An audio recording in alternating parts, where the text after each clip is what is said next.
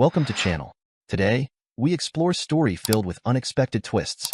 Please, subscribe and like to stay updated. Let's begin. Everyone thinks of a classroom as a room full of clean little desks lined up in rows facing a whiteboard. The teacher stands in front of the class, giving a monotonous lecture while claiming to convey information. It's common knowledge, yet occasionally everyone is mistaken. Not every classroom fits that description. One exception may be found at Charleston's famed Culinary Arts Institute. It was not easy to get into this prestigious institution. It was as if you had to be born in a kitchen, having previously spent 6 arduous years at a 5-star restaurant and received a nomination from the head chef to be accepted into the class. The institute's purpose was clear: to develop excellent cooks into extraordinary chefs who could whip up a fantastic meal at any time. The room was filled with the distinctive clatter of pots and pans, a chaotic symphony that only someone with a lifetime love for kitchens would understand. Among the concentrated pupils, the youngest lady in the class hummed blissfully as she finished her first cookery project. They were all taken aback by the assignment, which was a pastry job. Most people expected to cook dessert, but that would have been too predictable. Instead, they were charged with making a pastry hors d'oeuvre. "Time is up. Bring your dishes forward," Chef Harper, the teacher, exclaimed with confidence. The young lady took her dish to the front, certain it would be the best. After placing her masterpiece on the table, she took a step back and waited. Moments later, a young guy came and placed his plate near hers. Her heart fell as she saw his work was just like her own. She flashed him a harsh gaze, crossing her arms firmly to keep her fury under control.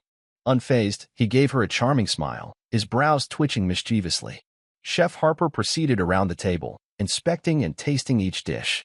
He offered a few remarks, highlighting the advantages and disadvantages of each meal. So far, the average rating has been 3 stars, despite the fact that none of the meals would have looked out of place in a 4-star establishment. The school's criteria were somewhat higher than that. He approached the young lady and saw her miserable look. Assuming she wasn't satisfied with her food, he replied, "You don't seem happy. What is the matter?"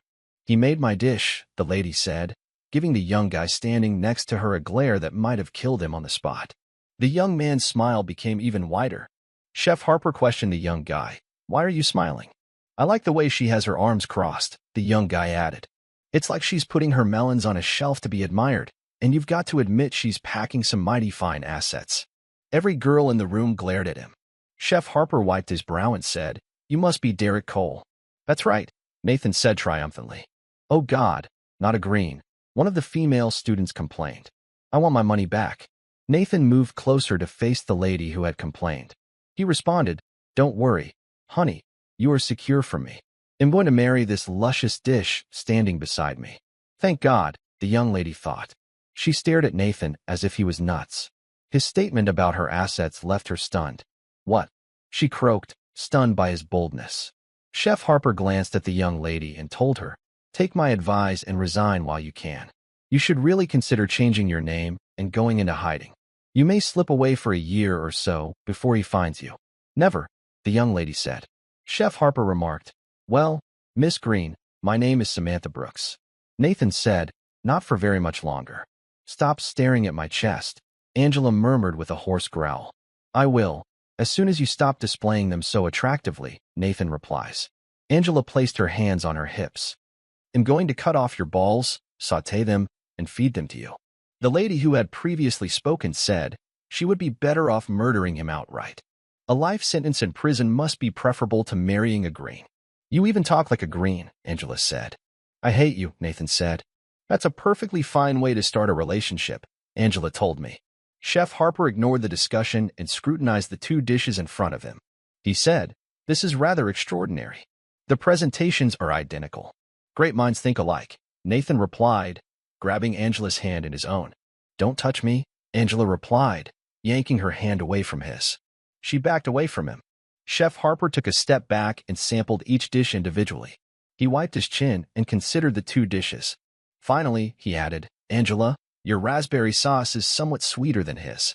I truly can't decide which I like." "Your sauces bring out different flavors in the bisque," Nathan told me. "A lot sweeter than I am," Nathan said. Seeing Angela's gaze, he said, "You can tell just by looking at her." "You both get 3 stars, Chef Harper said. 3? Nathan muttered, humiliated by his poor score. 3. Angela echoed. Originality, Chef Harper stated with a smile. He'll use his intestines for sausages. She must really love me, Nathan remarked. Stepping back from the table, Chef Harper said, for tomorrow's assignment, you will make a 5-course feast with a cheese theme. Every meal must have cheese as an ingredient. You will be working in a 2-person team. Derek Cole will be partnered with Ethan Lee. Samantha Brooks, my name is Samantha Brooks, and I will be matched with Chloe Wells. Nathan leaned over to Angela and remarked, I wouldn't choose chicken Kiev if I were you. Everyone is going to cook it for their main course. Don't talk to me, Angela said. She refused to acknowledge that was the first food that sprang to mind. She had mastered a pretty wonderful variant of chicken Kiev at her previous job before arriving here. Lydia walked over to her partner's cooking station once she finished cleaning her own to start preparing for the next job.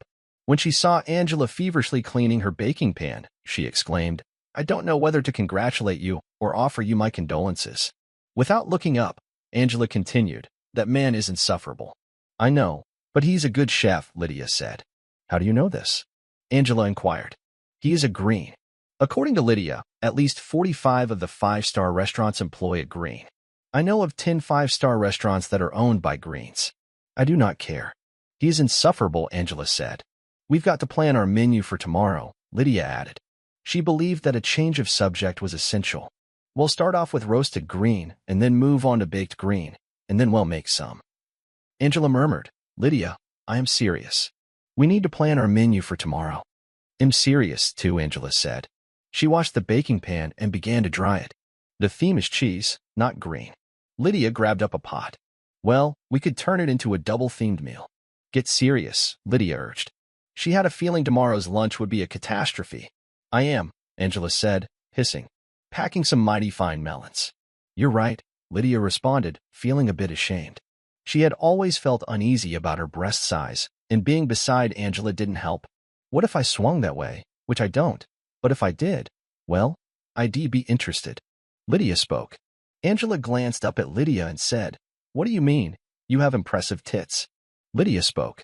Angela studied the saucepan, determined that it was clean, and began cleaning nevertheless. She complained, I am just a C-cup, okay? Shifting uncomfortably from foot to foot, Ethan Lee said, I'm afraid I won't be able to contribute much to tomorrow's assignment. Chinese cuisine does not include cheese. That's okay, Nathan murmured, watching Angela work on her pot. I just don't want to be a problem. Ethan Lee said that he had done badly on the last assignment and did not want to do so again. She is a beautiful lady, isn't she? Nathan murmured, gazing around the room. Ethan Lee glanced at Angela and replied, I guess. Nathan said, I bet she's a C-cup. Ethan Lee, feeling apprehensive about the course of this argument, added, Look at that intensity. She's scraping the saucepan as if it were full of tar. Something must have put her in a bind. I think it was you, Peter replied. He couldn't believe the things Nathan said. I hope so, Nathan said. He turned to Peter and said, What do you think about the idea of cheese-filled egg rolls? Not much, Peter responded with a scowl. He thought the notion was especially repulsive. Maybe you're right, Nathan responded. How about spring rolls with shrimp and cheese sauce? That doesn't sound quite so bad, Peter responded. Nathan said, Chinese food with cheese, it'll be great. I don't think so, Peter said. We get a lot of points for originality, Nathan added. He sat quiet for a while, contemplating what he could do with the remainder of the dinner. Lydia peered across the room and said, Look at Peter's expression. You'd think Nathan recommended making Chinese cuisine with cheese. That's not a bad idea, Angela said. Are you sick? Lydia inquired, staring at Angela. Egg rolls stuffed with cheese, Angela answered with a smile. That's disgusting, Lydia replied. How about spring rolls with shrimp and cheese sauce? Angela inquired. That's not a bad idea, Lydia responded. We would get a lot of points for originality, Angela added. Nathan responded, You know, we could make some painter and substitute it for tofu in some standard Chinese recipes. Painter? Peter repeated, reflecting on the concept. He was only acquainted with painter in the context of Indian cuisine. Peter nodded his head and remarked, That might just work. Angela responded, Let's see him beat that. Chef Harper arrived at the culinary station, where Angela and Lydia were preparing their meal for the next day. They would need to finish it before the morning in order to collect any necessary fresh vegetables from the downtown market. Normally, he would not disturb their plans, But a unique chance had arisen. I hate to push you, he continued, but you'll need to complete your menu for tomorrow shortly. We're going to eat supper at the Silver Shell in Charleston. I've always wanted to go there, Angela remarked, rising up taller. The Silver Shell in Charleston was a very elite restaurant. The establishment has such a wonderful reputation that it didn't need to promote. The offer to eat at the restaurant had arrived on short notice, but Chef Harper would not have turned it down for love or money. I promise you that it will be a special dining experience, he told you. I've got to try their lobster bisque. Gourmet Magazine did an entire article on that particular dish, Angela told me. It is their signature dish, Lydia said. Chef Harper said, we're leaving in an hour. 1 hour? That is not enough time to get ready for a venue like that. Lydia said, there is no need to dress up. It's a rather informal place, Chef Harper said. He could see it was a lost cause from the emotions on the two women's faces. I'm not going to the Grilled Oyster wearing anything but my best dress, Angela declared as she left. Lydia said, how about the dessert for tomorrow's assignment? Well, just get some nice old world cheeses, cut some of them into the shapes of the various principal food regions of China, and serve that as dessert, Chef Harper told me. He was already thinking about what to dress to the dinner. I like it, Lydia remarked. It's simple yet elegant. Peter glanced across the room and saw the two ladies departing. He responded, they're done already. Nathan smiled and added, Angela's just getting ready for our date. What is your date? Peter asked. Peter couldn't understand how Nathan could have planned a date based only on a phone call. Yes, Nathan said. Does she know about this? Peter asked. No, Nathan said. What if she rejects you? Peter asked. He thought it was quite unlikely that she would accept Nathan's date offer. Nathan smiled and said, don't worry. I've invited a group of chaperones. How about our menu? Peter inquired, staring down at the piece of paper. They still had not selected a dessert. Nathan shrugged and added, well, just get some nice old-world cheeses, cut them into the shapes of the various principal food regions of China, and serve that as dessert. Simple yet elegant, Peter said. I like it, Chef Harper said. Chef Harper approached and remarked, you might want to finish your menu quickly. We've been asked to dine at the Silver Shell in Charleston. Really? Nathan asked, winking at Peter. You didn't? Peter inquired, peering at Nathan. How are you going to afford bringing everyone to such an expensive restaurant? What? Chef Harper inquired. I'm excited about going out to eat with Angela, Nathan said. Chef Harper said, I know Greens can be a little direct with the other gender, but you may want to tone it down a little. Others in the class are upset by some of your remarks. Have you seen the baked brie she put together? It was almost as good as mine, Nathan said. There's no way I'm letting her get away with being anything less than honest in my appreciating her as a woman, Nathan told me. You're basing all of this on a dish you haven't even tasted? Chef Harper remarked incredulously. He knew Greens were impetuous when it came to love, but this was out of the ordinary. She hates you, Peter remarked. I know everything about Samantha Brooks, Nathan added. The reason I came here this year. How is that possible? Chef Harper inquired. He recognized that the two of them had worked on separate continents. Nathan had no means of meeting her before being here. Her niece Emily worked with her a few years ago. She told me everything about Angela, Nathan remarked. Niece Emily? Chef Harper inquired with a nasty sensation in his gut. You know niece Emily, Nathan continued. She's your niece. Oh my God, Chef Harper said, rubbing his hands together. Nathan added, I can't wait for the date to start. Angela will not go to the Grilled Oyster until she is dressed to the nines. She's going to look amazing. Date, Chef Harper said. I figured that she wouldn't be comfortable without a lot of support, so I called niece Nancy and she arranged things for us, Nathan said. You got us an invitation to the Grilled Oyster, Chef Harper inquired. Had entirely forgotten that the chief cook was green. If Head remembered, he would have declined the invitation. Nathan waved his hand, as if swatting away a fly, and added, it was no big deal. Several members of my family will be present. Everybody wants to meet Angela. There will be a lot of Greens there. Chef Harper said, terrified. Are there Greens at the Grilled Oyster? Nathan said, there are only 2 Greens in Charleston at the moment. We have a lot of Anderson Sanders here. Anderson? Sanders? Chef Harper inquired, looking pale. His lawyer, Arnold Anderson, was always attempting to set him up with a date. He had been tempted to accept the man's offer to set him up with someone. He now had a fairly decent notion who the blind date was. Nathan squeezed Chef Harper's shoulder and said, let me tell you a bit about niece Nancy. She's single and seeking for a wonderful boyfriend who can cook. Grace grabbed Angela's arm before she could walk out of the building. Angela, surprised to be held back from where the other students had gathering, exclaimed, "What? Go change your dress," Grace murmured, furtively. "Why?" Angela inquired. Grace looked around to make sure she wouldn't be overheard before responding. "Derek Cole will see that outfit and assume you wore it just for him. You should put on the worst clothes in your wardrobe. I recommend some filthy, outdated gym gear." "Don't be silly," Angela said. "We're going to a 5-star restaurant. Nathan thinks the world revolves around him and his family," Grace told me. "You need to get away before it is too late." "It can't be that bad," Angela said. "It is," Grace said. "Once one of them decides that he or she is going to marry someone, they are impossible to get rid of." Grace murmured, glancing around anxiously. "That isn't even grammatically correct," Angela said. "One of them decides doesn't agree with they are. It should be he or she is impossible to get rid of."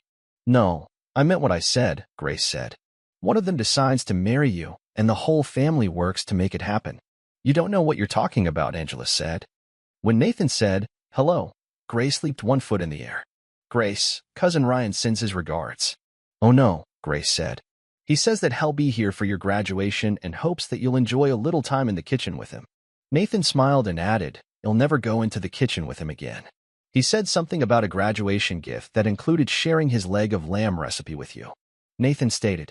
Grace licked her lips and answered, "Yes, that's one of his favorite dishes." Nathan asked, "The leg of lamb? Huh?" Grace said, biting her bottom lip. "That's right," Nathan agreed. Grace said, "She is an impressive woman in leather." Nathan stated. Tom was bewildered for a while before recalling where Nathan had seen his wife in leather. He added, "I forgot you catered the leather and lace party she hosted 2 years ago. Half of the Anders family was present. Who else would cater it than Greens?" Nathan stated. He shook his head, remembering that gathering. His words were, "It still amazes me how the Republican members of the family go for leather and the Democrat members of the family go for lace. We follow the party line," Tom said with a smile. Tom turned to Angela and stated, "I happen to know that Nathan is a Democrat." "This is sick," Angela said. For a brief while, she considered switching to leather underwear. "What's up with her?" Tom inquired. "It's our first date," Nathan responded. "Ah, that explains everything," Tom remarked. "It's not a date," Angela said. She was tempted to cross her arms, but one look at Nathan made her know it wasn't a smart plan. She clenched her hands and murmured, "All I need is 10 minutes alone with him," armed with a rolling pin. "He'd pie crust." "She sounds like a green wife-to-be on a first date to me," said Tom. "She does, right?" Nathan agreed. "It's not a date," Angela said. Nathan said, "Talking about first dates, Chef Harper is coming. Niece Nancy must be thrilled." "They'll say," Tom answered. "She canceled half the reservations to clear out the restaurant for us." Nathan said that was a rather major move on her behalf. "Perhaps she will serve herself for dessert." Tom said. Grace stared out the window, imagining what it would be like to be given dessert. She said, "If I didn't hate Ryan so much, I'd do that for him." Nathan's response, "I'll bet you that Angela and I would be happy to give you a hand." "No," Angela murmured, gazing at Grace, comprehending what she had planned to do. Grace shook herself and said, "I must be insane. Why would I ever consider such a thing?" "You love Ryan," Nathan remarked. "No, I don't," Grace said. Her statements were delivered with little power. Tom gazed out the window for a while before asking, "You don't think we could fit another person in?" "I don't see why not," Nathan said. Tom went into his pocket and took out a cell phone. He put on some reading glasses and scanned through the list of names on his phone. "Who are you calling?" Nathan inquired. "A particular socialite is interested in Cousin Alex. I thought I'd invite her along because he's coming to the restaurant tonight," Tom remarked. He discovered the number and chose it. "Is this the lady who has been following him all around the country?" Nathan inquired, scarcely able to contain his laughter. "Yes, she's a Republican, and he's a Democrat," Tom said with an evil smile. Nathan chuckled and said, "Give her a call." "That's mean," Grace remarked. "That's politics," Tom responded, pressing the dial button. "Are you truly a U.S. Senator?" Angela inquired, stunned. "One of the best in the country," Nathan said. "How do you know?" Grace asked. "Emin Anders," Nathan said, as if that resolved the situation. He watched while Tom waited for the phone call to go through. "Hello, Bridget? I simply wanted to let you know that Cousin Alex is heading to the Grilled Oyster tonight." "No, I hadn't realized your reservation had been canceled." "Well, I thought you may like to join me as my guest. Tom laughed and then said, Don't worry, my wife will be there. I happen to know that he loves lace, so keep that in mind. Sure, he'll meet you there. Bye, Tom replied, before silencing his mobile phone. He looked across to Nathan and whispered, She's coming. Great. Alex is well past the age of marriage, Nathan observed. Do you do anything except talk about your family? Grace asked. Not really, Tom said. We have an extensive family, and it's hard keeping up with what all of them are doing. We're here, Angela replied, preparing to leave the limousine. Except for the automobiles parked in front of the restaurant, the front was not very ostentatious. I heard it was in the middle of nowhere, but this is ridiculous, Grace told me. There wasn't another structure in sight. The location was surrounded by swamps. The foursome exited the vehicle and joined the remainder of the class. Angela placed as much space between herself and Nathan as possible. She joined the queue, only to learn that Nathan was holding the door open for everyone else. She hissed, I can't get rid of you. That's right, Nathan agreed. We'll be cooking in the kitchen together until death do we part. I can arrange the parting part, Angela answered with a hoarse snarl. Nathan followed her into the building. Once entering, he said, Hi, everyone. This is Angela, and she is going to be my wife. Hello. Nathan's voice boomed across the room. I am not marrying him, Angela yelled. It must be their first date. Check out her chest. One of the kids said. I want to die, Angela said, lowering her head. Nathan spoke up. I'm going in the kitchen to say hello to cousin Nancy and let her know that Chef Harper is here. Lucky, Chef Harper, Angela replied sarcastically. She turned around and saw that the scared guy had hidden behind the senator. He's lucky, Nathan replied before going to the kitchen. Thank God, he's gone, Angela said. When he walked out of the room, a tall, gorgeous guy approached Angela and said, Allow me to introduce myself. I am Dr. Jason Turner. It is a pleasure to meet you, Samantha Brooks. Thank you, Angela responded, relieved that someone spoke properly. Let me say that it is a pleasure to meet a woman who does not need my services, Sanders told me. Cousin Nathan is a lucky young man. What kind of services do you offer? Angela inquired. I'm a plastic surgeon, Dr. Sanders said. He turned and said, Hey, Rachel, come here and check out Nathan's bride-to-be. I'm not marrying him, Angela said. She wondered whether she could acquire a sign like that. A statuesque blonde came over. She examined the younger lady with a critical eye. She held Angela's chin and stated, This is one woman who will never be a customer of ours. Look at the nose. Most ladies would spend $55,000 to acquire a nose like that. Nice bone structure, Rachel said. You're talking about me as if I'm not here, Angela replied, feeling like she was a unique species under a microscope. Hush, Rachel murmured. I bet money her tits are completely natural. They resemble a C cup. I agree, Dr. Sanders said. She's clearly a C cup. Her breast seems to be somewhat bigger than that due to her tiny body. She stated, millions of women would be envious of her build, tall, busted, slim frame, and good curves. I wish we had a picture of her mother to see how she'll age, Dr. Sanders added.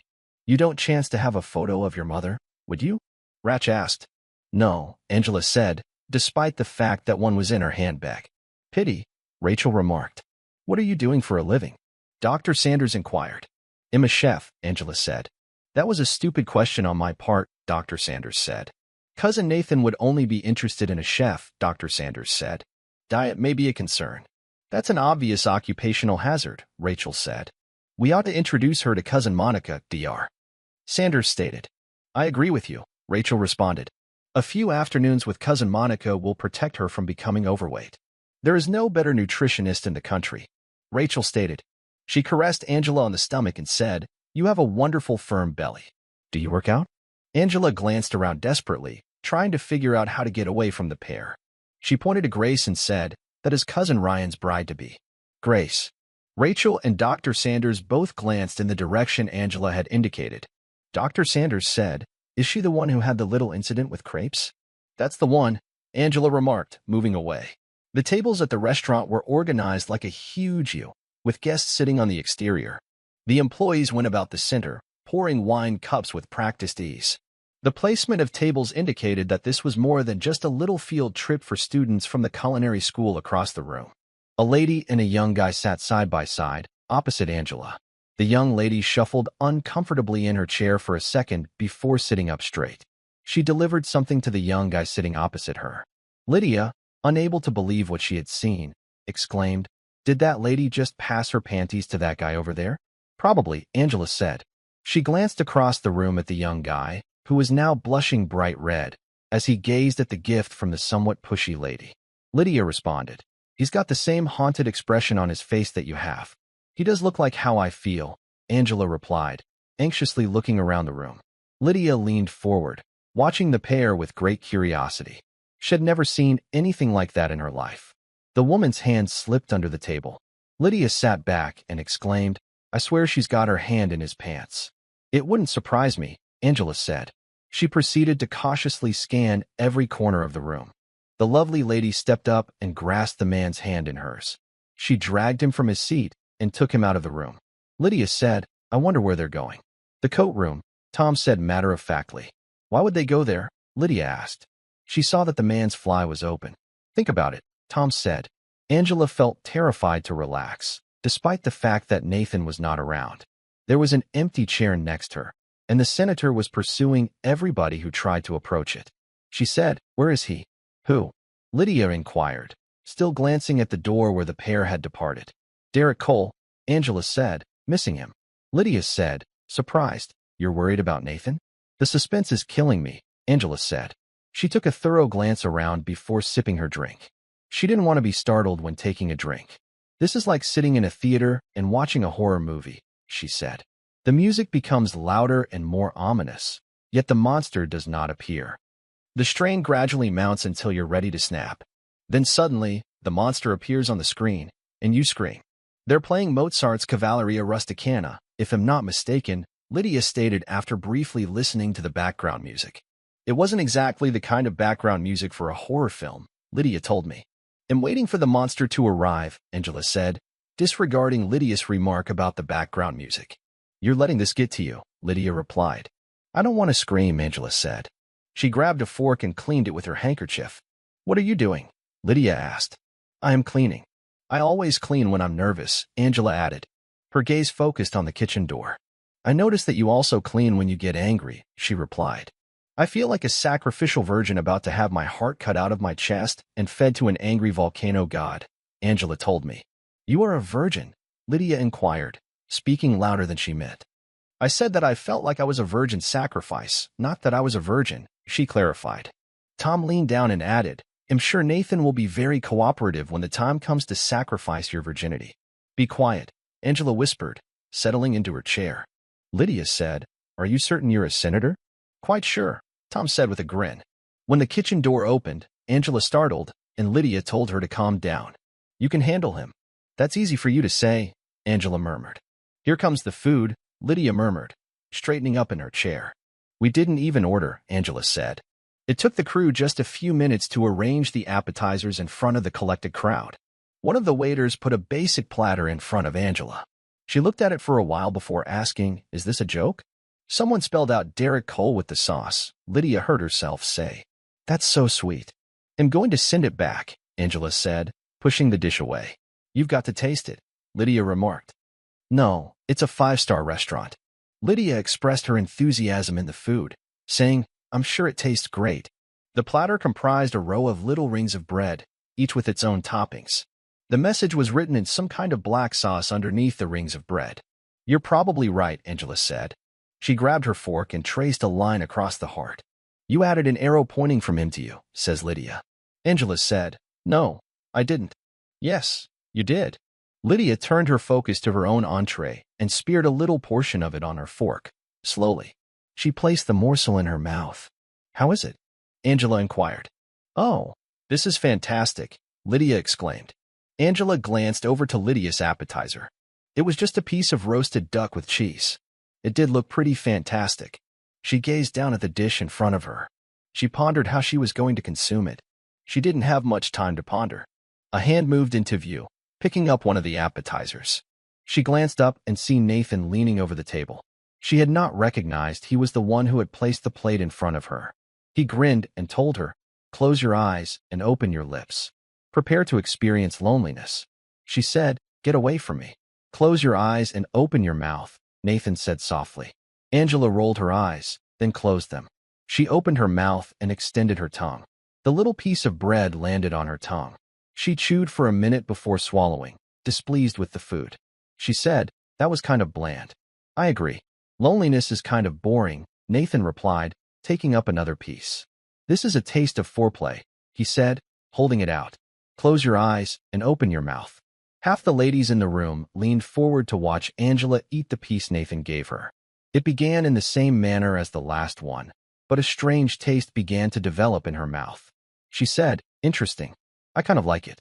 Nathan picked up another one and stated, "This is the taste of building passion." "Like I believe that," Angela remarked. "Close your eyes and open your mouth," Nathan instructed. "No, close your eyes and open your mouth," Angela said.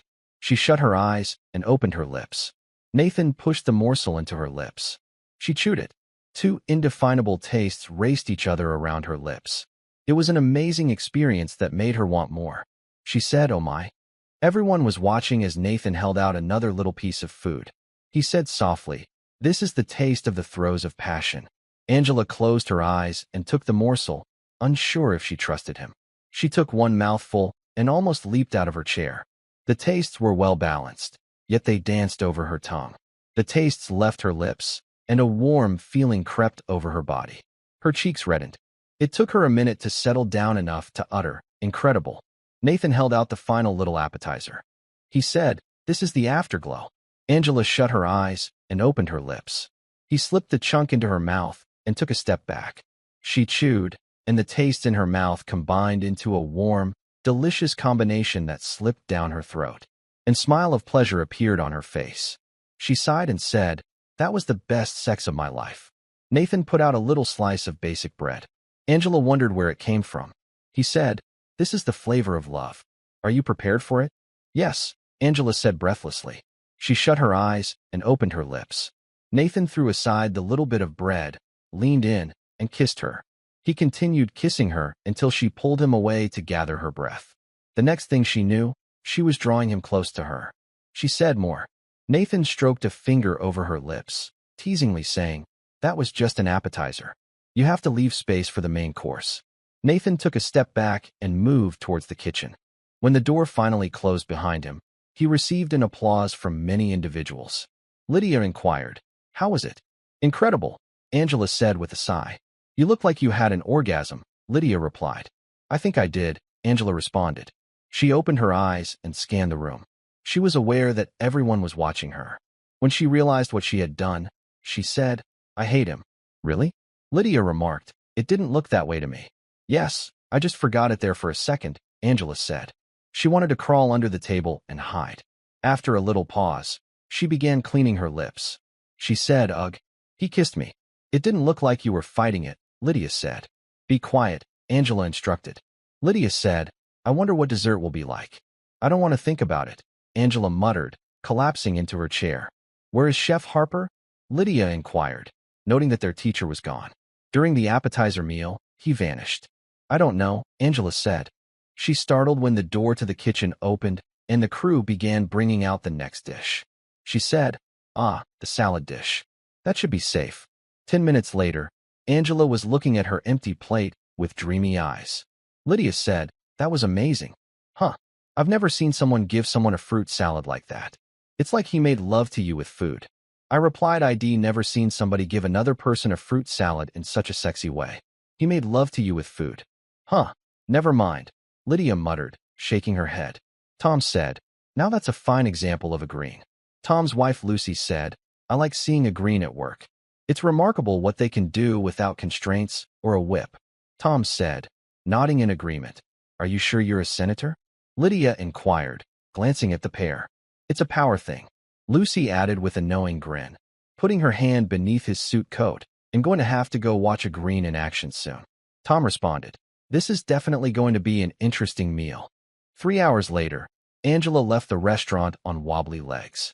She was having trouble walking and needed Lydia and Grace's aid to get to the limousine. Grace said, "She's fortunate she wasn't in the kitchen. She would have been naked about halfway through the main course." Lydia paused to hold Angela when the young lady tripped, saying, "I'm amazed she didn't wind up nude in the dining room during the salad dish. If it had just been family members, she may have." Grace said, I've never seen anything like that. I have, Grace said. She sighed and said, I was in shock for 4 days when Ryan did that to me. Angela licked her lips, sending a thrill through her body. She sighed, I can still taste the dessert. I know, Grace said calmly.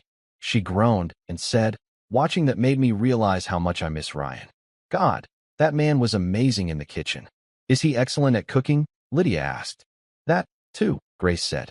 Oh, the two ladies assisted Angela into the vehicle as the young lady curled up on the seat. Grace said, You'll feel better tomorrow. Angela said, Feel fine now. Nathan slid inside the vehicle and sat close to Angela. He said, That was good. It's a pity that I had to work in the kitchen alone. Maybe Angela can join me next time. Grace inquired, What were you doing in the kitchen? I was working, Nathan said. Cousin Nancy was busy entertaining Chef Harper. You should have heard the noises coming from the pantry. Oh, they're getting married, and we're invited, Nathan said with a smile. That didn't take long, Lydia remarked. Once a green makes up his or her mind about a mate, they don't waste time, Nathan told me. He wrapped his arm around Angela and drew her closer to him. She cuddled close to him and fell asleep. I noticed, Lydia said. Is she all right? She's perfectly fine, Nathan said. She's gorgeous. She's fine, Grace said. I think I'll give Ryan a call when we get back to the school, Grace said me. Who is Ryan? Lydia asked. He's a green, Grace said, glancing at the two ladies in the vehicle with her. Lydia responded. I think he'll sharpen my knives tonight in case there are any more greens around. Nathan stared at Lydia and said, I like you. I bet you'd be ideal for Cousin Blake. Lydia, thinking about how Nathan had transformed Angela into a trembling mess, stated, I'm gay. Oh, then you'd be perfect for Cousin Jordan, Nathan remarked, grabbing for his phone. Chef Harper sat at the table, looking at his coffee cup. Lydia sneaked into the room, and he glanced up. While anxiously glancing around, he cleared his voice and witnessed the lady leap 2 feet into the air. He inquired, What's the matter? Is he here? Lydia asked. No, Chef Harper said. Good, Lydia replied. She walked up to the coffee pot and poured a cup of coffee. She returned to the table and took her seat. She gazed at her cup. Chef Harper gazed down at his cup of coffee. He exhaled. Angela sneaked into the room, and he glanced up. He cleared his voice and saw the lady leap 2 feet into the air. He inquired, What's the matter? Is he here? Angela inquired. No, Chef Harper answered. Good, Angela said. She walked up to the coffee pot and poured a cup of coffee. She returned to the table and took her seat. She gazed at her cup. I had a nightmare last night, Angela said. I had one, too, Chef Harper said. Same here, Lydia remarked. I dreamt Nathan fed me, Angela said. Chef Harper said, Do you think that's bad? I dreamt I proposed to Kelly Cole. That is nothing. Lydia stated, I dreamt Nathan set me up on a date with his cousin Jordan. Jordan? Angela inquired. Lydia remarked, I had a dream that I informed Nathan I was homosexual when he tried to match me up with one of his relatives. Next thing I know, he's calling his cousin Jordan. Ethan Lee entered the room, prompting everyone to jump. He said, Good morning. No, it isn't, Chef Harper said. I agree, Angela said. Ditto, Lydia agreed. Peter approached the coffee pot and poured a cup of coffee. He continued, By the way, Chef, congratulations on your upcoming marriage. What? Chef Harper inquired, frightened. You proposed to Kelly Cole last night, Peter replied, giving the chef a weird expression. I was hoping that was a nightmare, Chef Harper lamented. He gazed at his coffee.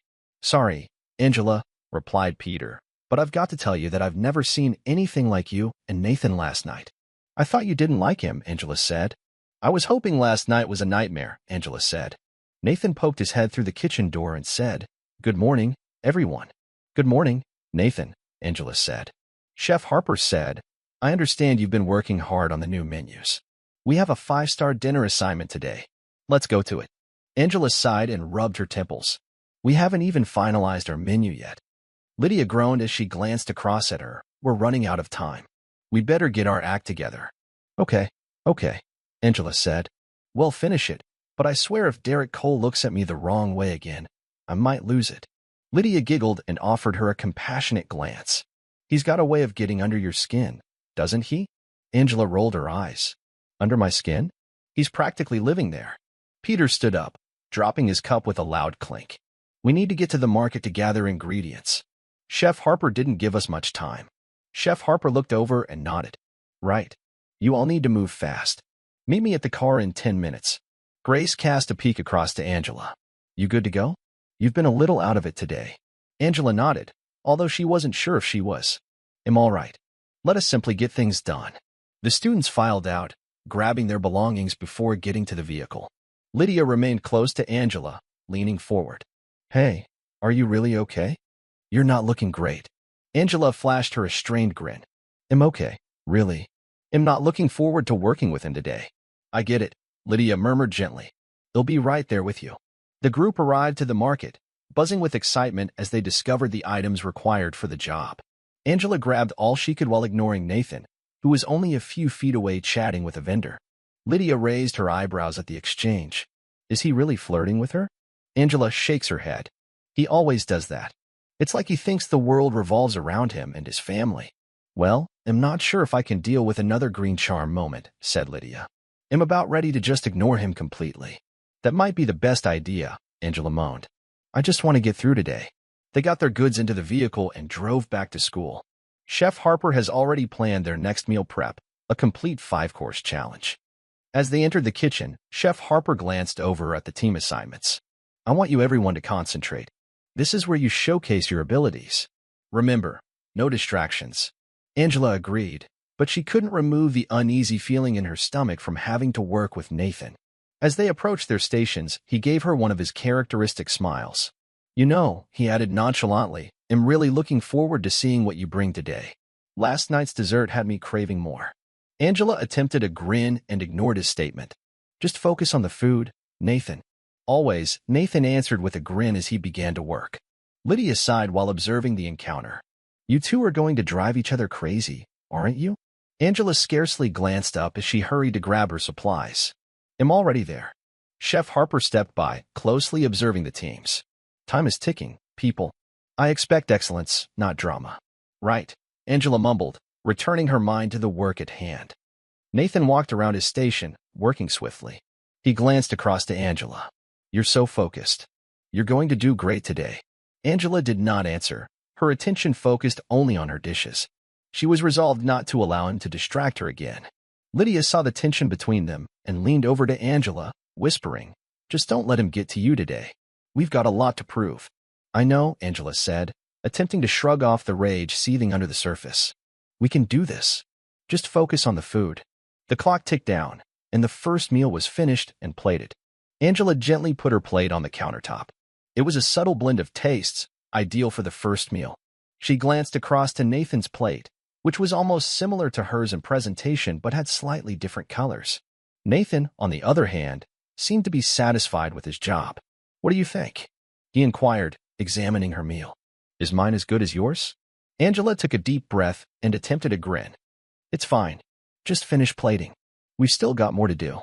You're right, Nathan said, dismissing any tension with a nonchalant shrug.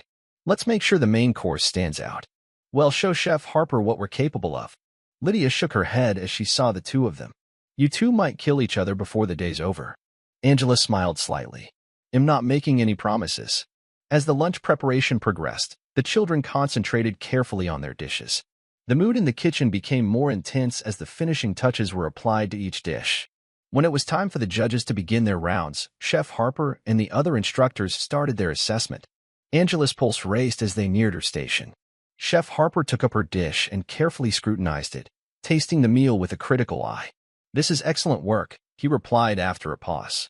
You've achieved an excellent taste balance here. Keep it up.